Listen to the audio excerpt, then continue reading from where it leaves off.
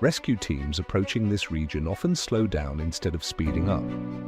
Pilots report sudden loss of lift, navigation errors, and visibility that can collapse without warning. In many cases, missions are aborted before reaching the target, not due to lack of skill, but because continuing would endanger the entire crew. What makes this place truly dangerous is that emergencies here don't escalate gradually. A manageable situation can become unrecoverable within minutes as environmental conditions interfere with communication, flight stability, and orientation. By the time support arrives, survival may already be slipping beyond reach.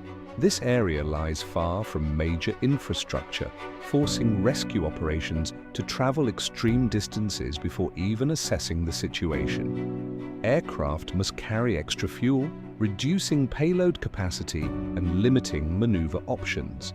Ground access is even slower, requiring traversal across unstable terrain long before reaching the incident site. From above, the landscape appears deceptively open. Wide expanses suggest easy landing zones, yet hidden air currents funnel through natural formations, creating turbulence that destabilizes aircraft during critical maneuvers.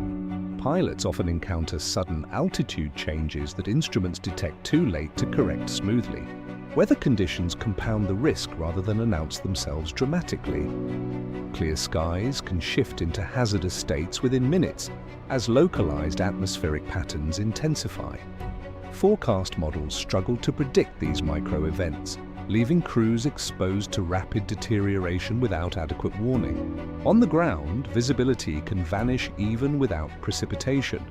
Fine particles, snow, dust, or loose sediment become airborne, forming opaque clouds that erase depth perception and orientation.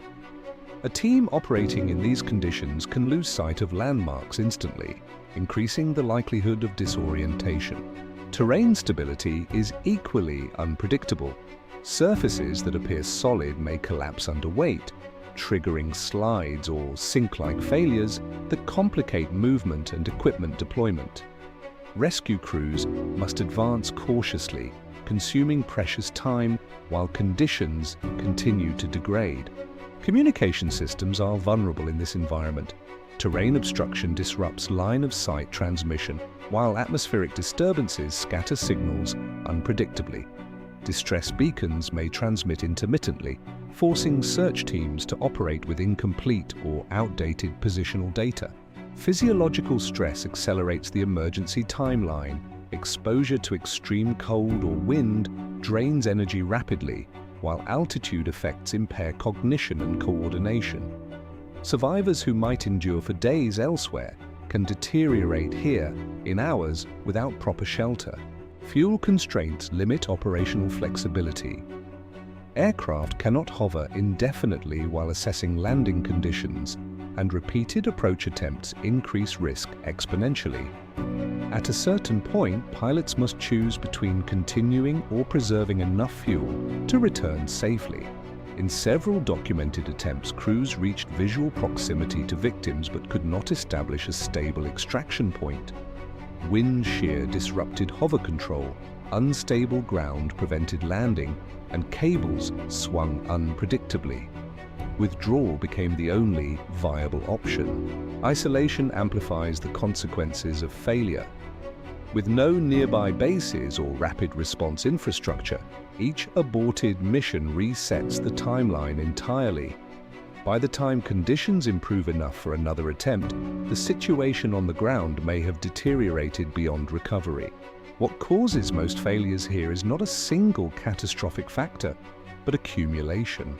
Marginal lift conditions, unstable terrain, communication disruption, and unpredictable weather combine simultaneously, eroding control step by step.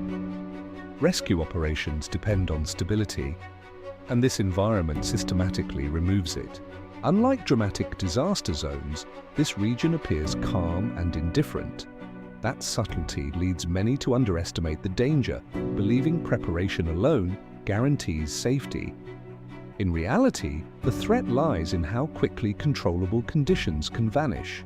Even elite rescue teams approach this area with extreme caution, Extra fuel reserves, alternate extraction plans, and strict abort thresholds are mandatory before departure, because once operations begin, turning back may become the only way to prevent additional casualties. Rescue missions here do not fail from lack of effort or expertise. They fail because the environment neutralizes every advantage, forcing professionals to prioritize survival over success. In this place, when something goes wrong, help may be coming, but it may never be able to reach you in time.